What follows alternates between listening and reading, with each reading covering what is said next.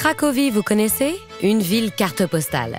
Ancienne capitale polonaise avec ses 500 000 étudiants, son château, son patrimoine historique, son ancien quartier juif et sa bière bon marché. Mais Cracovie a aussi sa face cachée. Littéralement underground, ses caves. Voici comment ces vestiges gothiques souterrains sont devenus un haut lieu de l'avant-garde artistique et contestataire.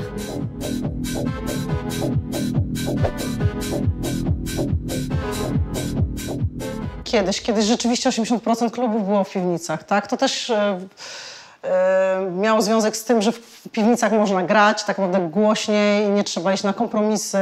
Voici le club Mushroom et voici Agnieszka Górka, alias Dusza. Elle est DJ, accro à la musique techno, acid techno, psy-techno, tech house, organic house et dark disco, et propriétaire de cette cave. Ces souterrains de Cracovie ont toujours été les foyers d'une effervescence musicale. Avant l'électro, pour ta génération, Agnieszka, c'était d'abord le punk.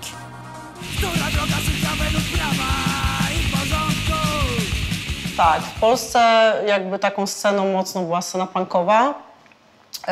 Później często ludzie, którzy słuchali punka, zaczęli interesować się muzyką elektroniczną i naturalnie ta muzyka elektroniczna też była mocna, bezkompromisowa i taka walcząca, mająca na celu przekazania jakiejś wartości i często buntu przeciwko systemowi. Et cet esprit contestataire souffle sur les caves de Cracovie depuis longtemps. Maciek Biedrzycki, ancien saxophoniste, proche de John Zorn et du jazz expérimental new-yorkais, aujourd'hui DJ, est une mémoire vivante de l'histoire des caves de Cracovie qu'il fréquente depuis près de 40 ans. Kiedy zaczynałem swoje życie w tych piwnicach i swoją działalność artystyczną, no to były głównie koncerty jazzowe, były spektakle teatralne, były rozmaite wystawy, były też rozmaitego rodzaju performance'y, które trudno zakwalifikować do jakiejkolwiek dyscypliny, ponieważ to były interdyscyplinarne przedsięwzięcia o mocno awangardowym charakterze często. Et voici 4 caves cultissimes situées autour de la place du marché. À commencer par la cave Cristofori, où dès 1958 s'est installé le théâtre subversif de Tadeusz Kantor. Puisant dans le dadaïsme, les performances de Kantor, proches du happening, critiquaient les systèmes totalitaires. Et voici la cave chez Muniaka, très jazz. La cave Podjashurami, des lézards. Le club étudiant et la plus célèbre, la cave des moutons, Pivnica Pod Baranami.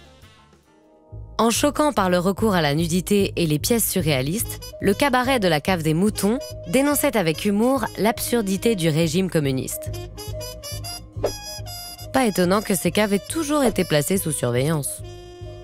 Ważne czy nie, ale chciałem przypomnieć, że jeszcze w 80-tych latach, kiedy wchodziło się do piwnicy pod Baranami, to siedział pan w garniturze i spisywał wszystkich z dowodu osobistego. Każda osoba, która wchodziła do piwnicy pod Baranami, musiała być zarejestrowana w specjalnym zeszycie i tam odnotowywano, że taka osoba była. No oczywiście to była informacja dla służb, które się zajmowały kontrolą społeczeństwa, co się dzieje.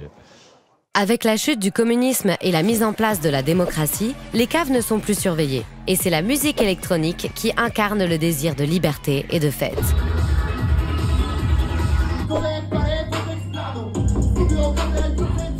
Une bonne partie de cette vie nocturne a quitté la place centrale de Cracovie, investie désormais par les touristes, pour se déplacer dans les caves de l'ancien quartier juif, Kazimierz, devenu le quartier de la vie artistique.